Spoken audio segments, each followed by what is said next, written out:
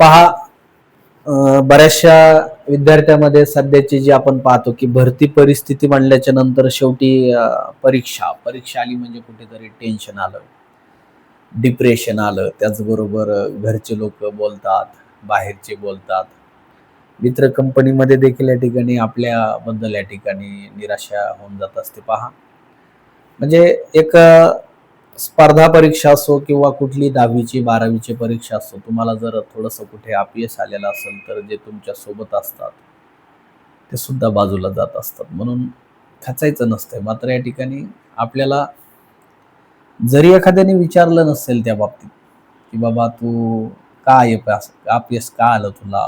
तू कशा पद्धतीने नियोजन केलं होतं?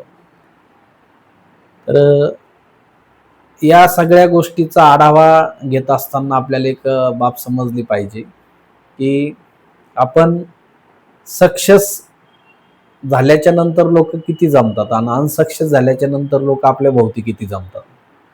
म्हणजे आपल्याला विचारणारे लोक कसे ओळखायचे? तर आपल्याला आपण ज्यावेळेस पराजित होत असतो, अशा वेळेस किती आपल्यासोबत लोक आहेत ते खऱ्या अर्थाने मित्र तुमचे असतात. म्हणून असो, मला या ठिकाणी तुमचं तुमच्या मित्राबद्दल असणारं प्रेम किंवा आपुलकी याच्यामध्ये क्रोध निर्माण नाही करायचा. परंतु मला तुम्हाला हे सांगायचंय, की सध्याच्या परीक्षेच्या काळामध्ये सगळ्यांचंच फिजिकल सगळ्यांचं सारखं किंवा मनाजोगं काही लोकांचं फिजिकल आलेलं नाहीये आणि बाकीच्या बऱ्याचशा विद्यार्थ्यांचं या ठिकाणी आपण पाहतो, की चांगल्या प्रकारे फिजिकल आलंय. त्यांचा पेपर देखील चांगल्या प्रकारे तयारी आहे.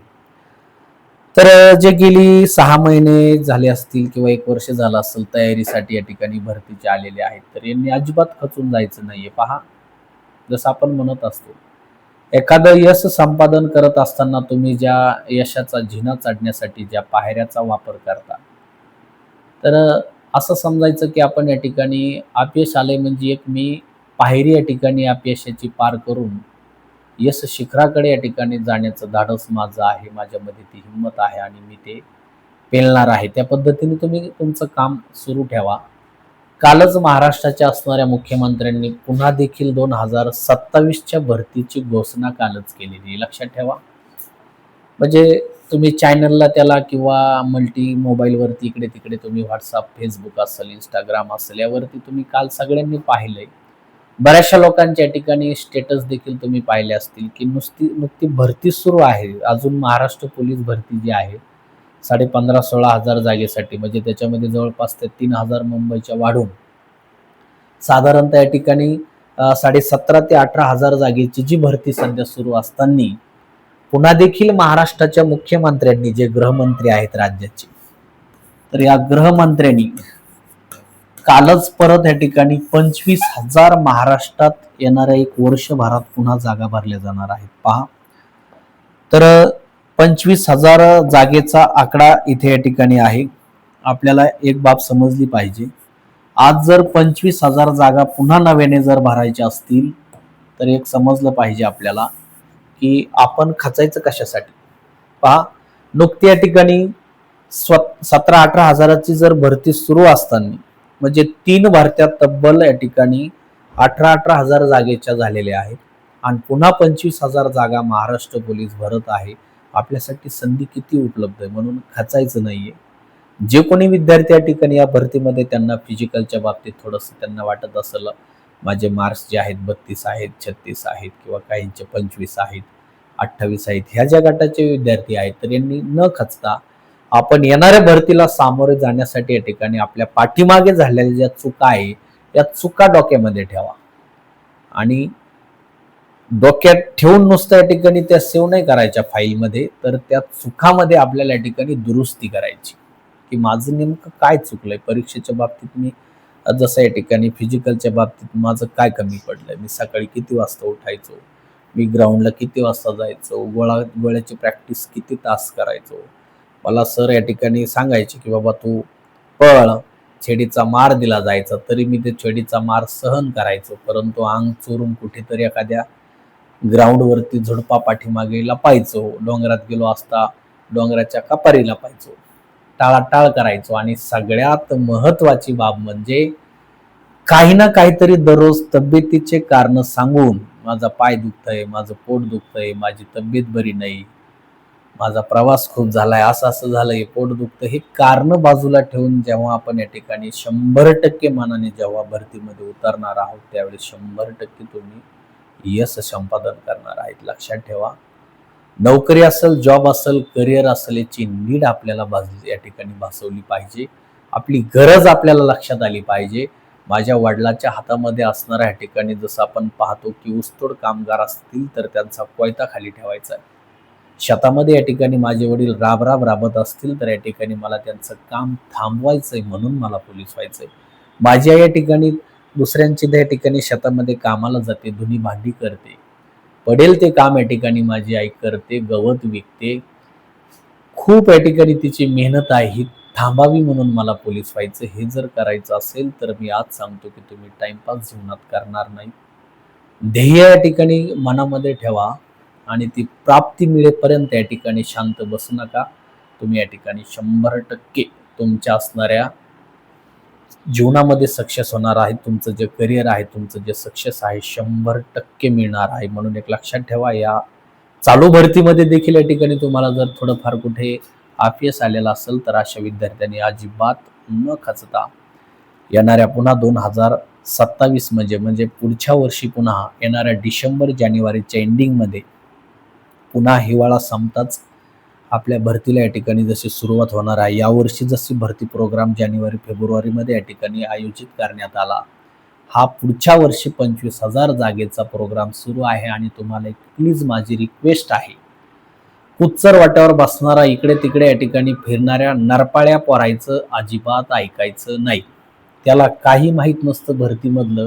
ते दरवर्षी भरती निघलं की फॉर्म भरतंय आणि फॉर्म भरला की कुठेतरी एखाद्या जिल्ह्यात जातंय, परीक्षा पुरतं ग्राउंड काढतंय, परीक्षेला गेल्याच्या नंतर 50-40 मार्क्स घेतंय, बोंबलत वापस येतंय आणि ते पारावरच्या हुशार बसलेल्या, चांगल्या नुकतेच 12वी झालेल्या किंवा या ठिकाणी वर्ष 6 महिने तयारी करणाऱ्या पोरायला खवळून देतंय.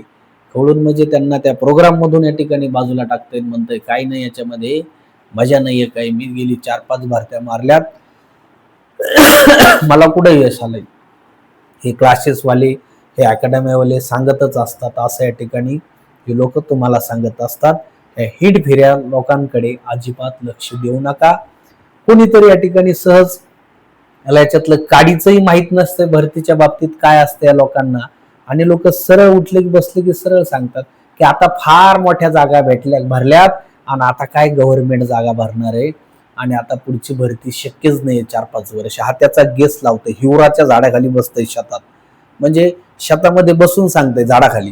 म्हणजे हा काय तिथे काय कलेक्टर ऑफिसला काय याचा कोणी तिथे आहे का, म्हणजे काही पण बोलते. त्यामुळे या गोष्टीकडे लक्ष देऊ नका. मी विद्यार्थ्यांना नेहमी सांगत असतो की तुम्ही निघणाऱ्या जागेचा वाट नका पाहू.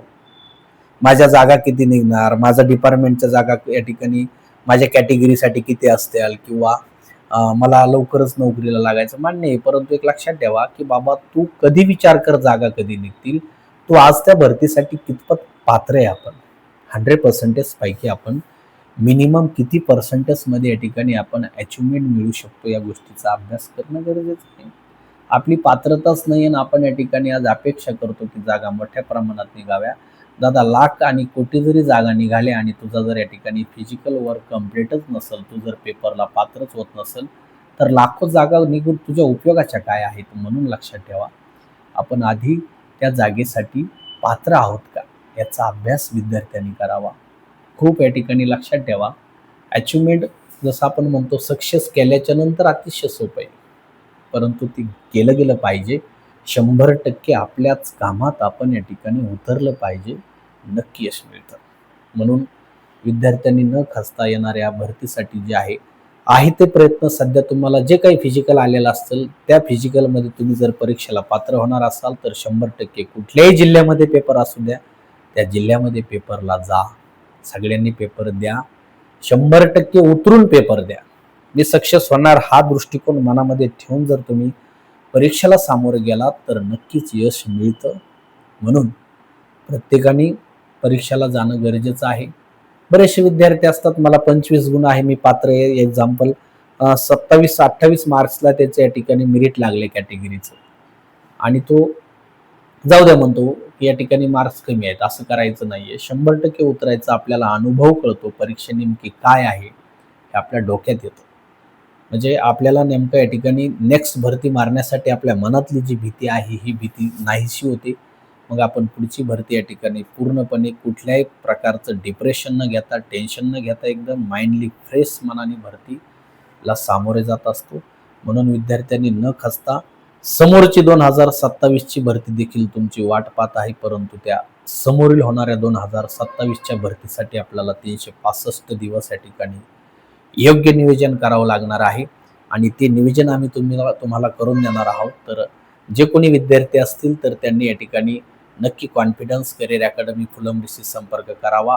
एका छताखाली सगळ्या सुविधा उपलब्ध असणार या ठिकाणी कॉन्फिडन्स करिअर अकॅडमी पूर्णपणे या ठिकाणी सगळ्या सुविधा देणारी ही अकॅडमी आहे. रिझल्टच्या बाबतीत असेल किंवा त्याचबरोबर मुलींच्या बाबतीत इथे सगळ्या व्यवस्थित सुविधा इथे आपण उपलब्ध ठेवलेल्या आहेत. जेवणाची असेल, अभ्यासिका असेल, क्लासेस असतील, या सगळ्या सुविधा काही या ठिकाणी मार्केटच्या असणाऱ्या या ठिकाणी जवळच अंतरावरती असणारी ही जी अकॅडमी आहे. तर विद्यार्थ्यांनी या ठिकाणी जास्तीत जास्त या ठिकाणी जे कोणी भरती करत आहात त्यांना हा मेसेज या ठिकाणी सांगावा किंवा तुम्हाला जर या ठिकाणी अकॅडमीच्या बाबतीत माहिती आहे तर तुम्ही इतरांना देखील या ठिकाणी तुम्ही मेसेज देऊ शकता की एकदा तुम्ही अवश्य तिथे भेटायला जा. ॲडमिशन घ्या किंवा नका घेऊ, परंतु एकदा तुम्ही नक्कीच फुलंब्रीच्या कॉन्फिडन्स अकॅडमीला भेट द्या. धन्यवाद.